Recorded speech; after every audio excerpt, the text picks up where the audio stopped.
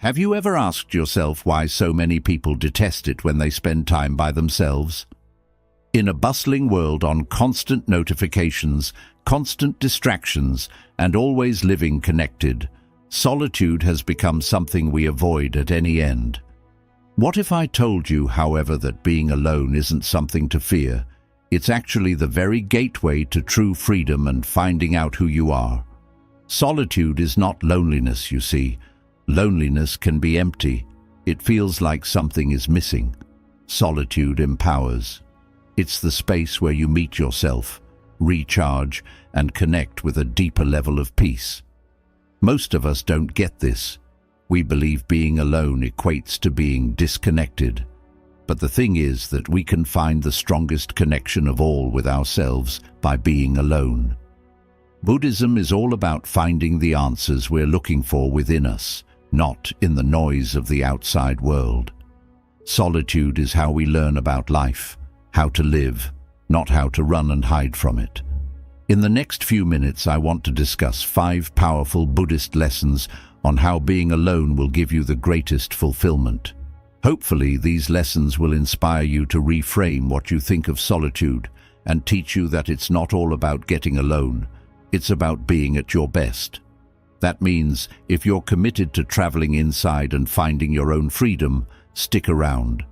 The path might surprise you. So let's dive into the 5 Buddhist lessons. Lesson 1.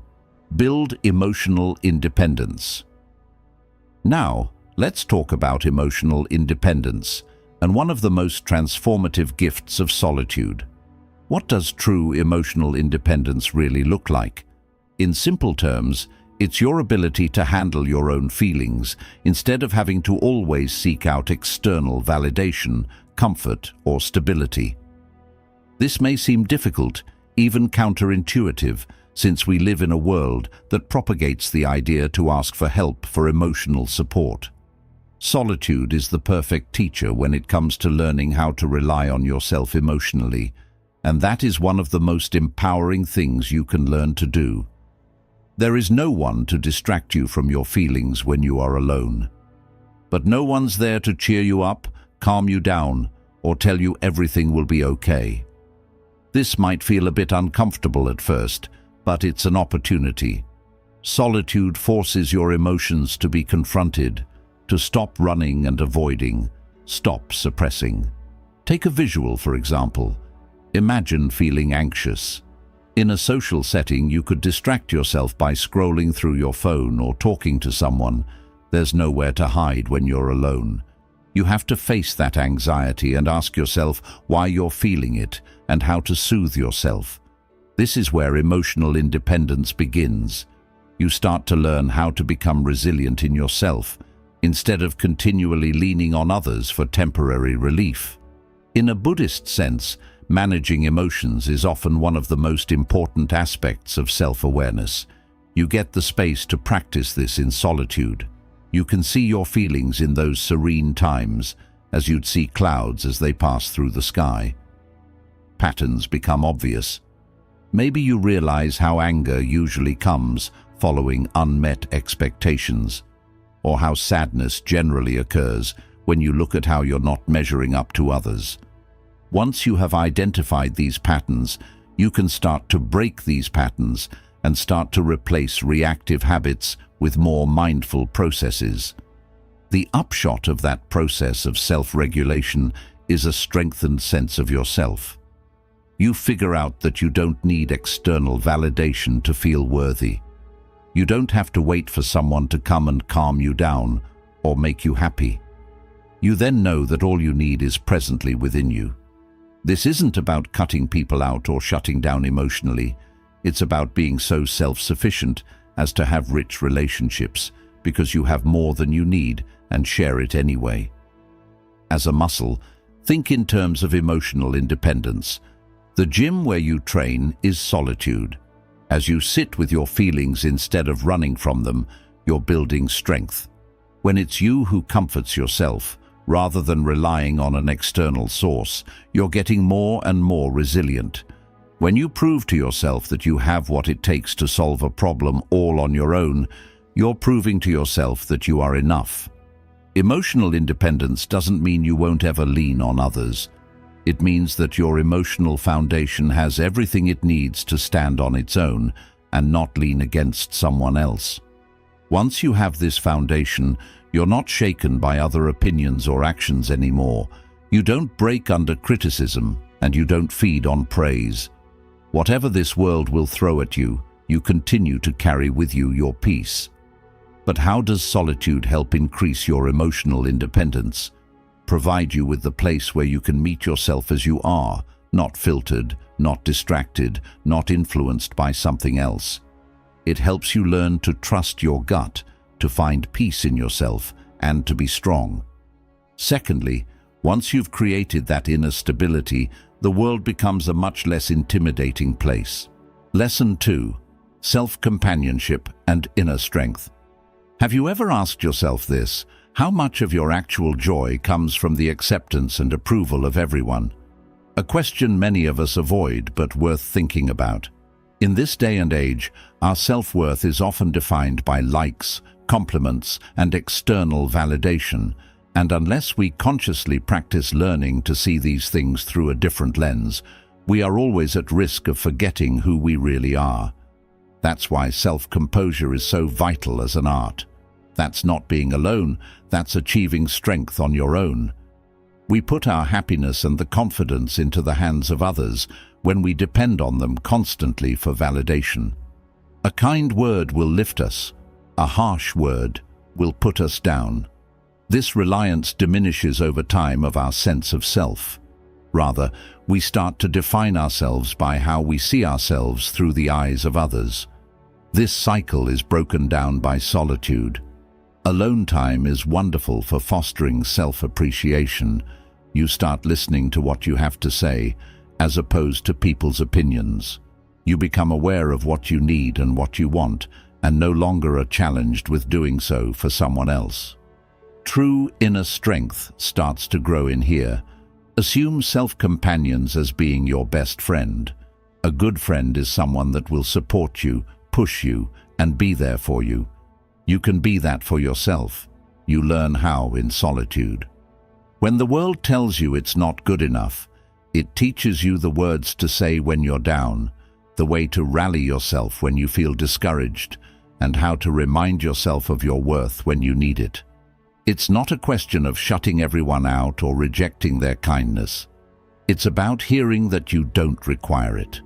The moment you learn to motivate yourself, learning to live inside your comfort, you start craving for external validation as a bonus, not a requirement. You're not desperate for approval anymore because you've already approved of yourself. This is a practice that lies deep within Buddhism. It's about looking within, acknowledging already you are the source of peace, motivation, and love. It allows you to explore this veracity by being alone. It gives you the space to ask yourself, what do I need? What makes me feel fulfilled? What can I do for myself right now? Answers to these questions usually expose a power you didn't know was right there. And this inner strength is the transformative. It helps you get through life with confidence because you know you can count on yourself. You've built a stable foundation within where it shields you from the ups and downs of external opinions.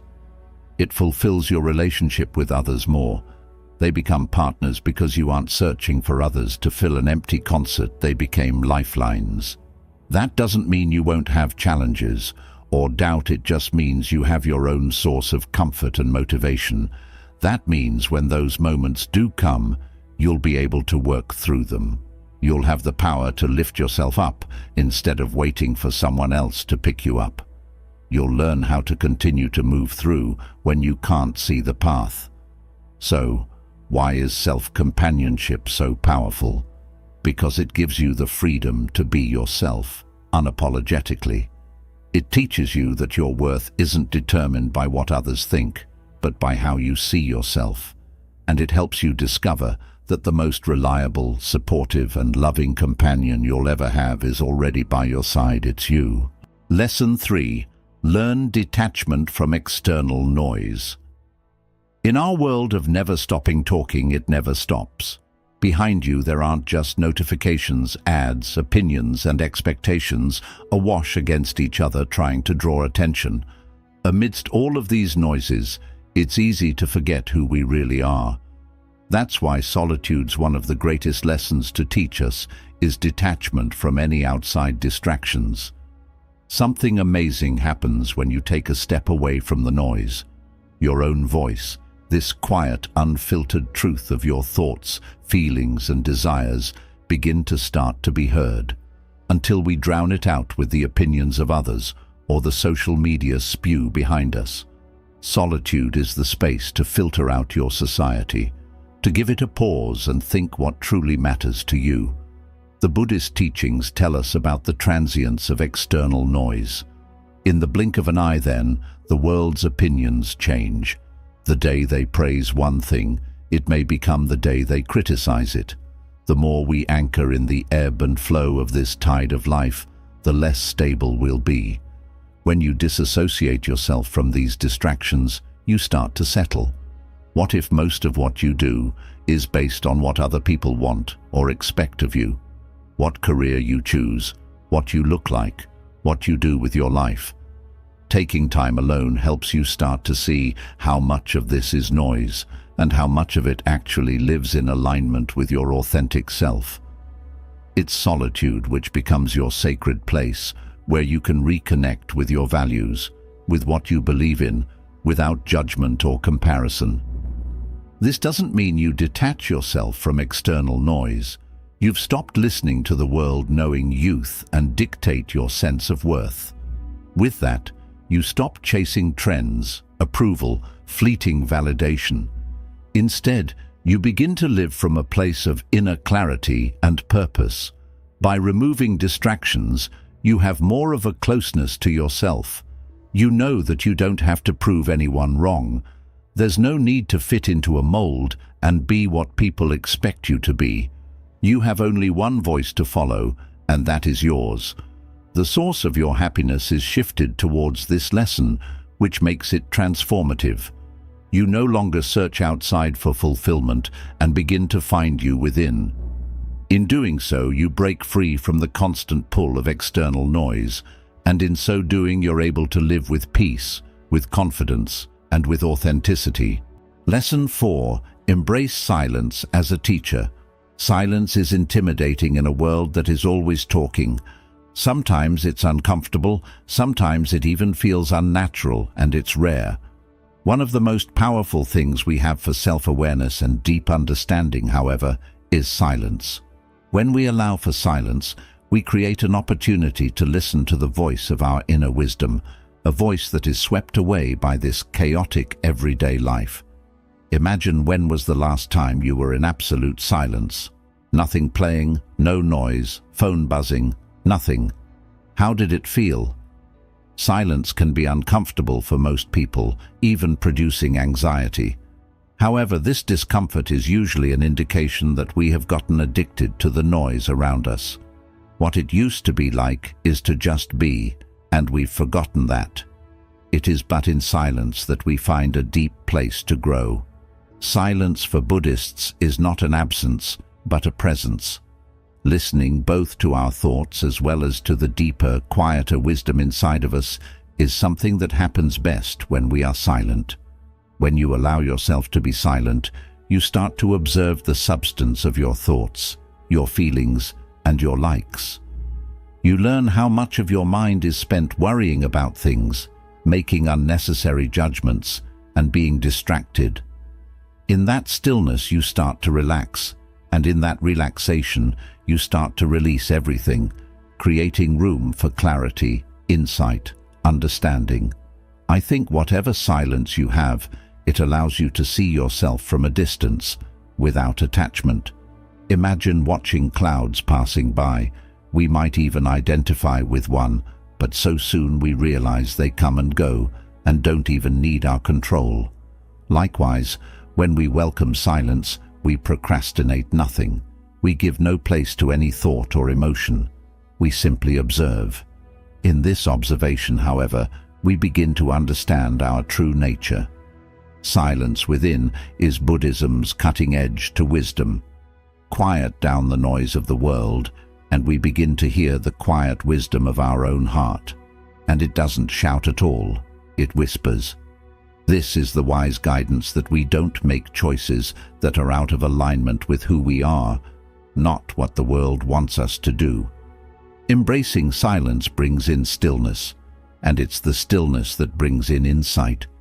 This trains us to know the difference between what matters and what isn't necessary, and we practice long enough letting go of unnecessary distractions until we begin to find ourselves, our own peace, our own clarity, our own path.